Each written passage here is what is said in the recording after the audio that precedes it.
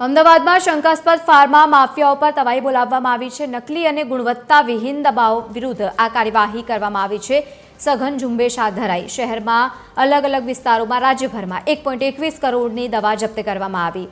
પવન ફાર્માસ્યુટિકલમાંથી પણ 76.51 લાખની નશાકારક જે વગર પરવાને સંગ્રહ કરનાર ડ્રગ માફિયાઓ પર પણ કાર્યવાહી કરવામાં આવી। દવાનો સંગ્રહ કરનાર પાસેથી 40 લાખનો મુદ્દામાલ જપ્ત કરાયો છે।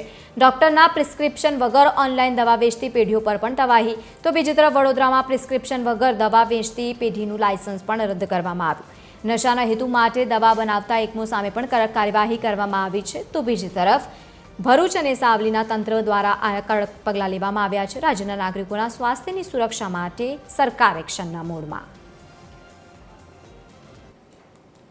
અમદાવાદ, વડોદરા અને ભરૂચ જેવા મહત્વના દવા ઉત્પાદકો અને કંપનીઓ દ્વારા બિનકાયદેસરની દવાઓ, નાર્કોટિક્સ દવાઓ વગેરેના ઉત્પાદન અને